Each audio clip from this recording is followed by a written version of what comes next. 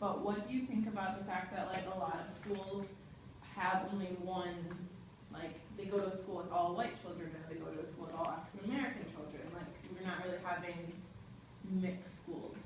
My What do you think about that? opinion toward this is that even if they are part of the same race or part of whatever it is, they still do have their own individual backgrounds, you know? And so maybe it's not a matter of race and culture, but it's still just a matter of incorporating individual ideas into the classroom. It's similar to her idea, just the idea that every student is an individual and every student does have their own identity, their own background. They all have their own family experiences and family traditions, whether they're from the same race or not. So it's just a matter of letting that voice be heard. Okay.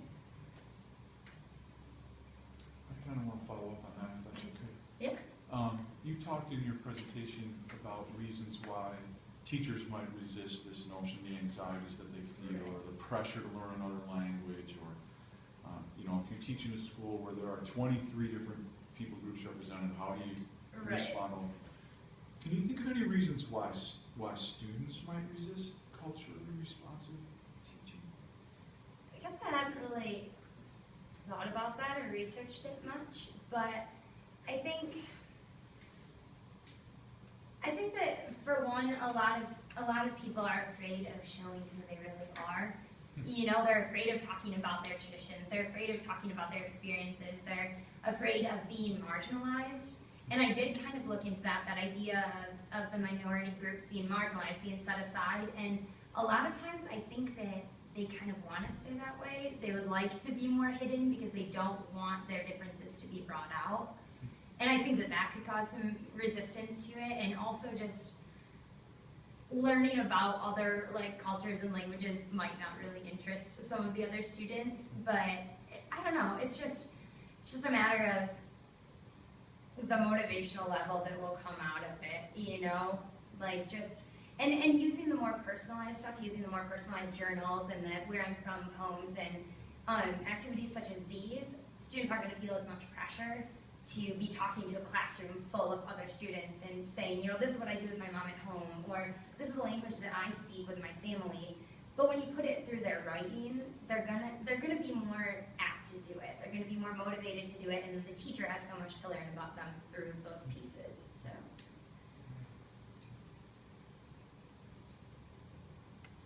Good question. Why do you think teachers are so afraid to admit that they're ignorant? You know, this was just a fun thing that I explored through it, but I had a lot of fun working off of it. I think the teachers kind of just encompass this idea because, I don't know, I've been going into education and I just have this like feeling that I'm supposed to leave college knowing everything, you know, like I'm supposed to like walk into the classroom and I have the answer to every question that every kid asks me. And teachers, I think that it's scary for you to admit to a classroom full of students that you don't know something. You know, that there's something that you weren't taught in college, that there's something that you haven't personally experienced. And I think that's like a major fear that they probably feel towards it, because I put myself into this, like as I was going through this, I placed myself into the presentation in terms of like, if someone was presenting this to me, what would come up to me? And I just kept like coming up with these questions being like, well, you know, like, how do I not seem racist? Do I have to be monolingual? Do I have to be bilingual? How can I find time for this whole individual exploration and personal assessments in terms, you know, while doing standardized curriculum as well? And it was just kind of something that came up to me, I guess, and I had a lot of fun running with it, so. So did you read that in the literature that teachers have anxiety, or is it from your anxiety? It was very much my own part of the thesis. Like I said, the first part was a really thorough examination on it, and then what I did is I was at first looking for the opposite side of culturally responsive teaching. I was looking for, okay, here's the positives and here's the negatives. And then I looked at it and I said, there's not really a teacher that looks at this and goes, this is a terrible idea. But, so then I was like, well, you know, like what can I explore out of this that's different, and then I said to myself, well, if they all agree with it, then why isn't it there? Why aren't there like multilingual and cultural libraries in the classroom? Why aren't they inviting community into the classroom? Why isn't this happening? And then I just was like, well, there anxious towards it. And it was just something that, like, I personally, as I read through all of it, I said I would be terrified. Like, you know, like even the idea after exploring all this, it still scares me to think of doing this, to, you know, think of encompassing that view towards my teaching and that ability to do that towards my teaching. So, I have a question for Mary. I don't know if you know this or not, but there's a bill in the House of Representatives in Michigan now that would require students who are not reading, third grade students, who are not reading at grade level, to be retained, Okay, to redo fourth grade, right. or sorry, to redo third grade, based on standardized test scores. So I just wonder what you would, you know, what would you say about, as a teacher, or as a parent, or as somebody, if you were having lunch with a legislator, and they said, yeah, we've developed this bill, it's really important that everybody learn to read, we're not gonna let anybody out of third grade until they show that they're at grade level on the standardized reading test. Just wonder what, you know, how might you respond to that? I definitely think that that's one of the reasons that RTI is a great tool to have, because it focuses on catching those difficulties in as early as preschool, but a lot of the research I looked at focused more on first and second grade. So I think that would cut down a lot on the number of students who get to third grade and are not at grade level. But I also think that one of the things that RTI has shown me is that learning needs to be so much more individualized than it is. That I don't know that having one blanket rule that this is where all third graders need to be by June 1st is, I don't know that that's necessarily the best thing, because not all students are going to be at that same level. It sounds to me like part of what you're saying is the test might be reliable, Right. but it's not realistic to expect everybody to. Right. For where we are now, the test can get there, but Can I be don't an know if that's what indication. we need to be. But RTI says maybe there are other indications Yeah. that need to be taken into account. Thank you. Interesting. I have another question. Paige, when do you think your ideas of utilizing like webcams in classrooms, do you think that's feasible? I mean, do you think it would happen within the next 10 years, and how would that even work? Would you have to put everything on a certain website somewhere to say, oh, well, Idaho is teaching British literature this week, this time, this is when the student needs to be online to watch the lecture, or would the lectures all just be recorded in the library that you could access? I mean, what do you think, how would the students ask questions? Don't you think that's important too? Well, currently what we have in school systems right now is they have, a school in New York is utilizing Cisco webcams, which is the just the brand of webcam, and it broadcasts lectures from other students.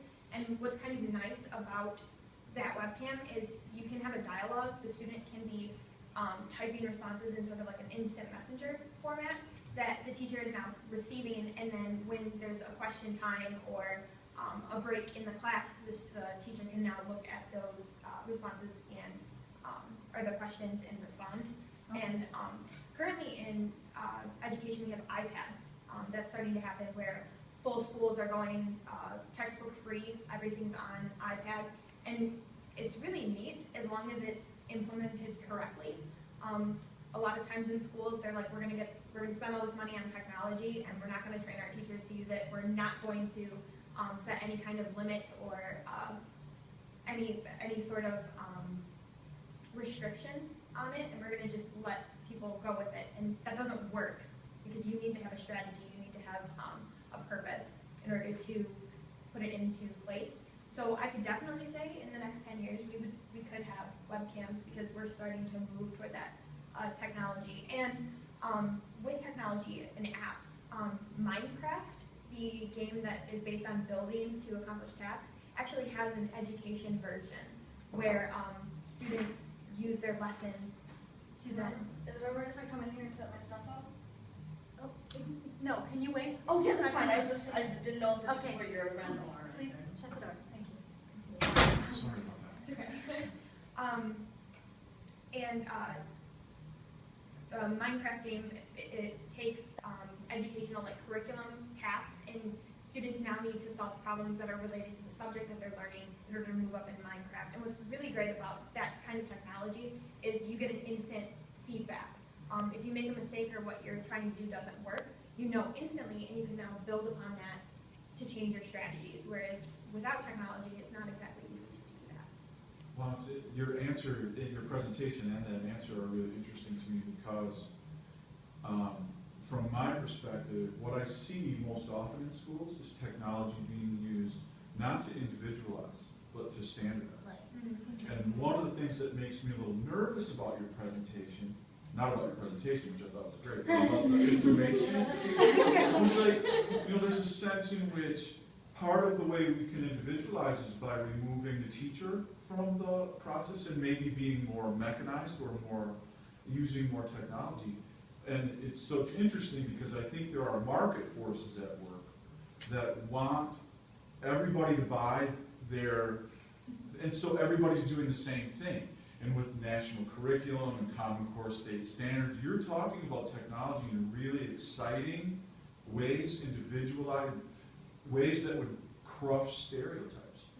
And you're speaking into almost into a void, or I don't know, like a tsunami or something, of standardization that we can make sure that the 11th graders in Boise are studying what the 11th graders in Poughkeepsie are studying. See what I mean? Yeah. So your presentation was interesting to me and kind of bothered me in a good way.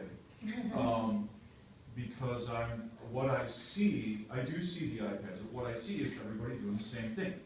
Right.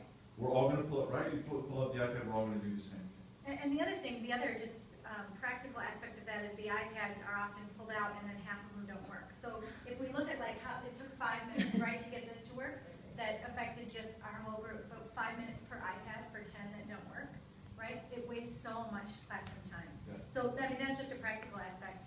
But the other thing that concerns me about technology, and I'm not anti-technology in classrooms, but especially when we talk about it with boys, and I have 2 girls and 2 boys, children, and my boys are way more into the technology, but I think it isolates them from much human interaction, right? So in our family, that's one of the things that I talk about all the time. Put that away, talk to somebody, right?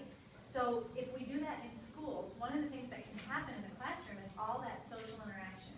And I know there's an argument that social interaction happens online, and happens in those interactive games and all that kind of stuff, and they do play against each other, but it still is a different kind of social action, and I think can be isolating.